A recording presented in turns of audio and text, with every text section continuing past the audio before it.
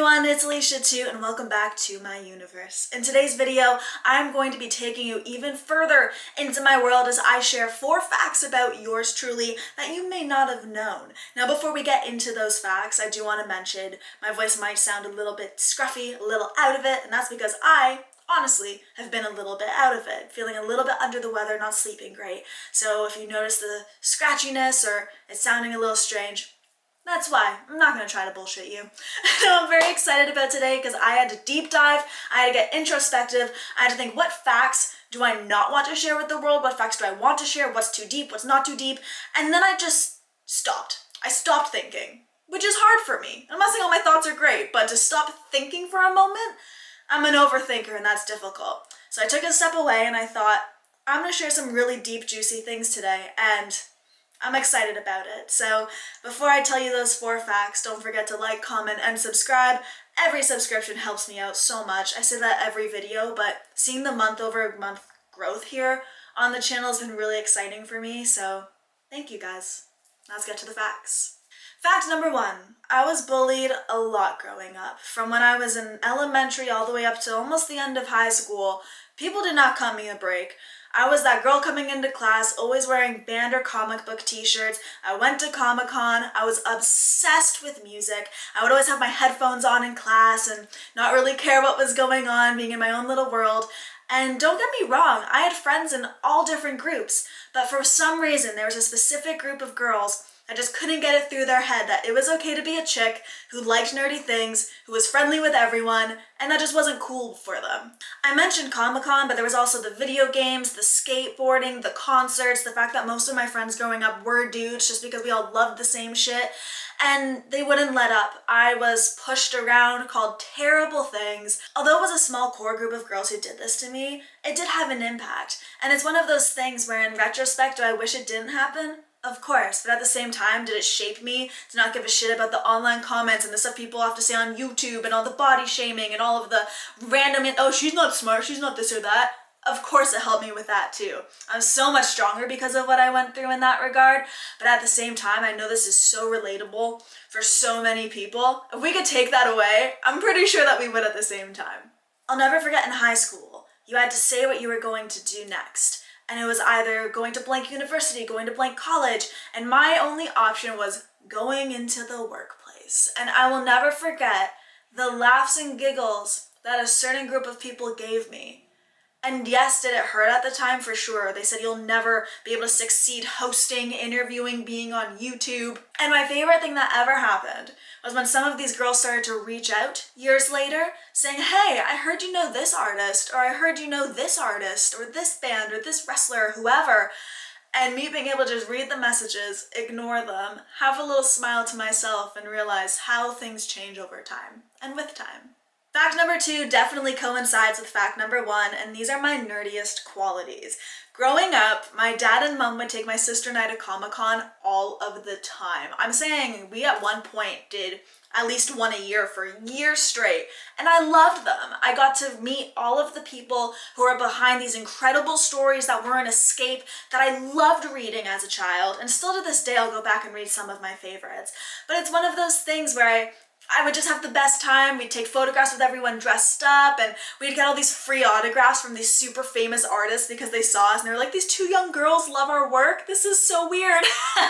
Because there weren't a lot of young children there at the time. I think it's more normal now, but 15 years ago, how old am I? 28? So holy shit, like 18 years ago when we were going to these things as children, everyone was just so surprised, and I thought that was pretty cool back then. Maybe it wasn't, who knows, but I thought it was pretty dope. Another nerdy thing, and I've mentioned this before, it's definitely online, but was playing video games competitively growing up. Huge rock band, Mark, #1 in the world, baby, and that took up so much of my time as a teenager, but I don't regret a single moment. So many thrown microphones, so many arguments with like my online bandmates.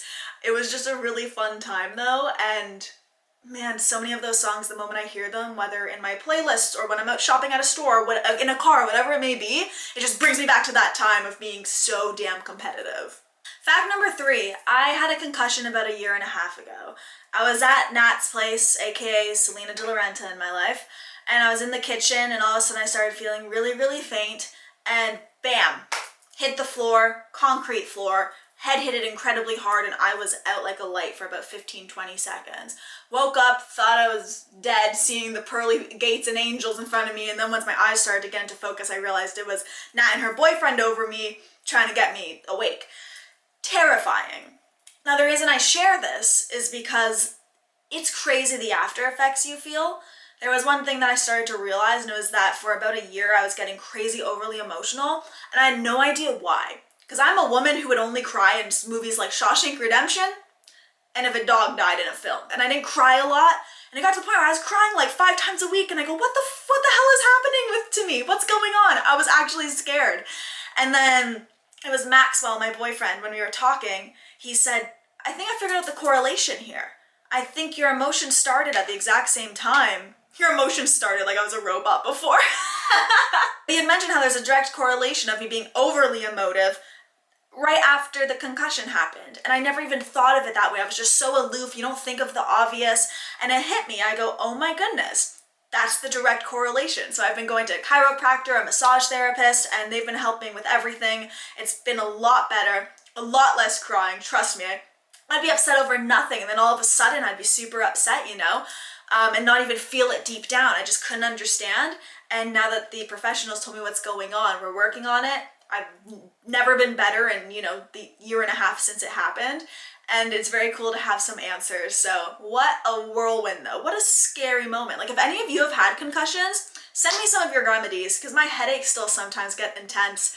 I can work through them no problem, but sometimes it just sucks. So yeah, if you have any remedies, send those to me too. And lastly, fact number 4. I didn't know whether to do this or not. I genuinely wasn't sure, but I said, screw it. If we're gonna dig deep, and this is really going to be a look into my universe, and I am going to be open in all ways in this realm, we're gonna do this. So I'm going to share some of my biggest insecurities in hopes that maybe this will help people feel better about themselves, realize that we're in our heads all of the time. Some of the things I can't stand about myself are the things my loved ones genuinely love the most, which sounds so wacky, but hey, it is what it is. The mind's a weird thing. First up for insecurities, my hair. When I was born, my dad was so happy because he thought when I was coming out that he had a little baby boy because I came out with a full head of hair. It was just so funny to hear that story when I was obviously older. But holy shit, I'm just a hairy little monkey, and that's definitely, if you can tell, like the eyebrows are crazy. This never stops growing, and I'm so self-conscious of it because I just can't tame it. Like it's one of those things where I just can't. So that's a huge thing for me. My height, I'm 5'6", and even though that's not that tall, I was made out to feel like my entire life that was you being a giant. So that's something else. And then I'd probably say the biggest one, and this is something I've spoken about as well in the past, just in terms of this weight loss journey, I guess is what I could call it, because fuck, I am losing weight and it's been a journey. So for me, it's been 28 pounds now that I'm down, and I've just never felt better, but I really was so insecure about my thighs for the longest time, and I still am certain days. You know in White Chicks, when she's in there, she's just like squeezing her thighs up and she's having this whole psych out about how huge she is, when in reality she's like perfect. That's just what I go through every day. And I'm not saying in reality I'm perfect. Don't get that twisted. But it's just one of those things where you really never know how you're perceived, what you actually look like. Body dysmorphia is a thing. And you just have to do whatever you can in terms of your mental and your physical in order to at least do the best in your ability to see yourself in the best light. So luckily I'm getting there. It's been a lot better. I don't look at my thighs anymore and want to punch them. So it's progress. So there you have it, 4 facts about me. Thank you all so much for checking this video out, for listening. Tell me if you think it was too deep or too open or personal, but I genuinely have done a lot of thinking, as I said, over the last few months, and I want this channel to be my life. I want to show you the adventures, the good times, the bad times. I feel like on YouTube, a lot of the time only the good shit is projected, and that's just not life. So I'd really like to bring you into this universe and really be able to show you the fun stuff that I get up to and all of the love and happiness. And then if something hits me and I go, oh shit, I need to vent and talk about it, you'll be seeing me on here too for that. So again, thank you guys for watching. Much love to all of you. Don't forget to like, comment, subscribe, hit the notification bell so every time I post a new video, you get alerted. And that's all I've got for today. I'm gonna go eat some goldfish.